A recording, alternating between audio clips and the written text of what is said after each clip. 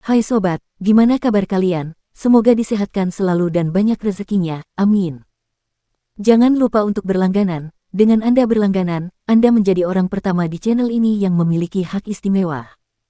Pada kesempatan kali ini, Sabta Novel akan melanjutkan BTTH Kaisar Api episode 25. Untuk melihat video selengkapnya, sahabat bisa kunjungi playlist yang telah Mimin sediakan. Yuk mari, kita berimajinasi bersama dan masuk ke alur ceritanya.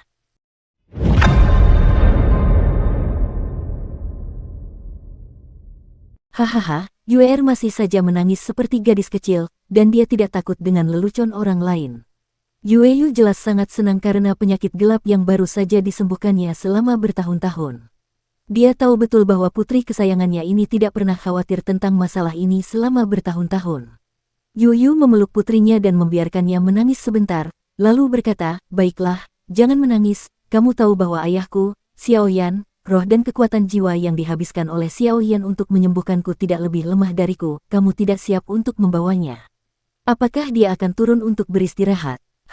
Yueru tidak menyadarinya sampai Xiaoyan tampaknya masih berada di ruangan ini, jadi dia baru saja melihatnya menangis di depan ayahnya.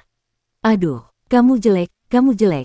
Pada saat ini, wajah Yueru memerah dan dia ingin mencari lubang untuk bersembunyi.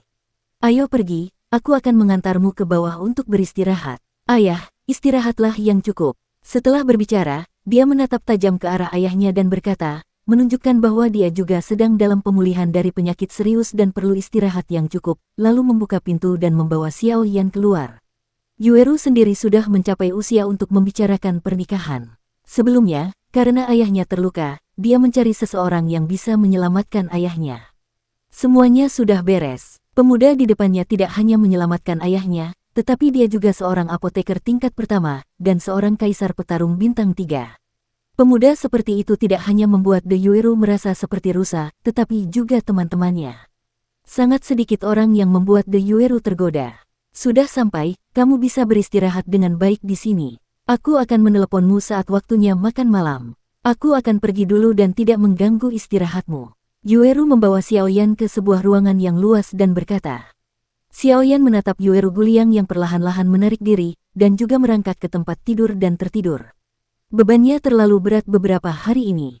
Tubuh dan bahkan kekuatan jiwanya perlu istirahat yang baik. Sinar matahari pertama di pagi hari menyinari ruangan, Xiaoyan bangun dan meregangkan badan. Dia beristirahat dengan cukup tadi malam, dan seharusnya dia bisa beristirahat hari ini. Saat itu juga, dia berjalan keluar pintu dan menuju aula. "Patriark, tolong maafkan aku. Aku benar-benar tidak melakukan hal-hal ini, semuanya diperintahkan oleh tetua ketiga. Sungguh tidak adil." Seorang pria pendek berlutut di depan aula dan memohon belas kasihan Yuyu.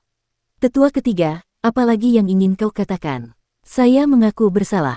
Orang tua yang dikenal sebagai tetua ketiga itu melihat bahwa buktinya kuat, tetapi dia tidak membantah karena dia juga tahu taktik keras patriark di depannya.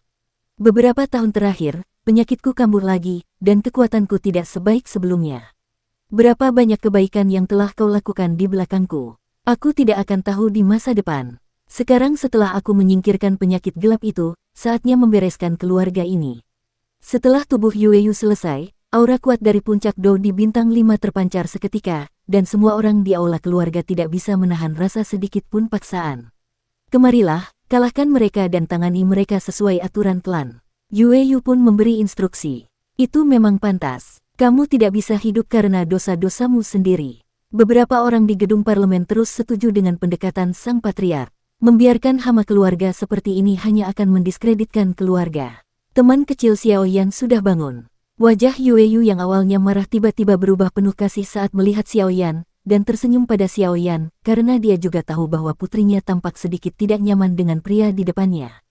Dengan emosi yang sama, sebagai seorang ayah, dia tentu ingin membantunya. Dukung terus channel YouTube Sabta Novel. Patriark benar-benar sopan. "Setelah kejadian kemarin, aku memiliki beberapa tanda samar tentang terobosan, jadi aku datang ke sini kali ini untuk memanfaatkan ruang pelatihan di klan untuk mundur." Xiaoyan juga mengepalkan tinjunya ke arah Yueyu.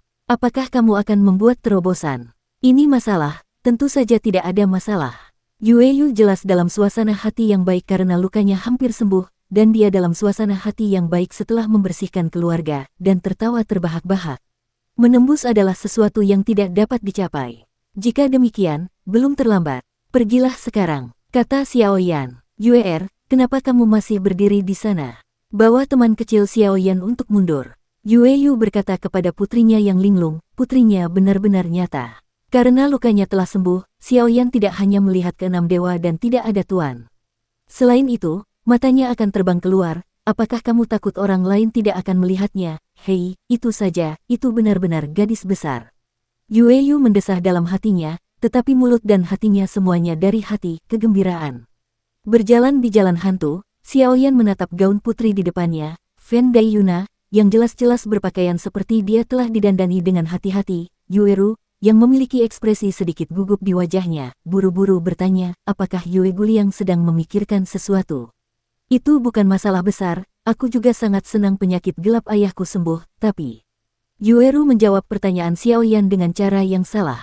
Meskipun ayahku telah mencerahkanku sejak lama tadi malam, cinta harus diperjuangkan sendiri. Bagaimana kau bisa tahu jika kau tidak mencoba sesuatu? Penilaian ayah terhadap Xiao Yan juga sangat tinggi. Sekarang dia adalah Kaisar Do Bintang 3 di usia muda, dan dia juga seorang alkemis tingkat pertama dari pangkat Kaisar. Meskipun dia adalah pembangkit tenaga listrik kecil dengan potensi seperti itu. Tapi yang bersama gadis Xiao Yan. Semakin Yue Ru memikirkannya, semakin dia terpesona, pipinya memerah dan dia tidak tahu apa yang sedang dipikirkannya. Xiao Yan juga menatap Yue Ru dengan bingung. Hampir sampai, di depan sana. Aku pergi menemui gadis itu bersamamu pagi ini. Jelas, kekuatan jiwanya telah habis, dan dia harus beristirahat sejenak sebelum dia bangun. Aku akan menjaganya dengan baik saat kamu menyendiri untuk waktu yang lama, jadi kamu bisa tenang. Keduanya berjalan dengan tenang hingga ke ujung jalan setapak, dan Yue Ru buru-buru mengalihkan topik pembicaraan ke Xiao Yan untuk mengatasi rasa malu. Jika memang begitu, maka berterima kasihlah kepada Yue Guliang. Xiao Yan menatap gerbang batu sederhana di luar jalan setapak, dan perlahan membukanya di bawah bimbingan Yue Ru, dan segera melambaikan tangan ke arah Yue Ru Guliang dan melangkah masuk. Hei, Xiao Yan, apakah gadis itu istrimu? Saat Xiao Yan melangkah masuk, Yue Ru jelas mengumpulkan keberaniannya dan berkata kepada Xiao Yan.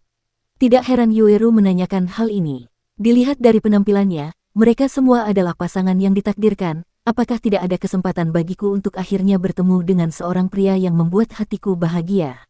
Melihat Xiao Yan yang perlahan memasuki gerbang batu untuk menyendiri, Yue Ru pun mengumpulkan keberanian untuk bertanya. Dia adalah adik perempuanku. Suara malas terdengar dari Simen. Xiao Yan berpikir bahwa dia sangat berterima kasih padanya karena telah menyelamatkan ayahnya. Bagaimana dia bisa tahu apa yang dipikirkan Yue Ru? Kakak, Simen Wei awalnya berencana untuk menyerah, tetapi ketika Yue Ru mendengar jawaban Xiao Yan, dia tidak bisa menahan perasaan sedikit tergerak di sudut matanya. Kemudian dia berkata dengan suara yang hanya bisa didengarnya, aku sudah membuat keputusan sejak awal, asalkan aku bisa menyembuhkan ayahku, aku akan menikahimu. Meskipun aku masih muda, aku bersedia, apapun yang terjadi di masa depan, aku akan bergantung padamu. Aku bergantung padamu, Xiao Yan, kau tidak bisa melarikan diri. Terima kasih, Xiao Yan. Setelah berbicara, dia tidak bisa menahan diri untuk meninggalkan jejak dengan sedikit terharu. Ayo, tak seorang pun di ruang pelatihan boleh mengganggumu, dan urus gadis itu.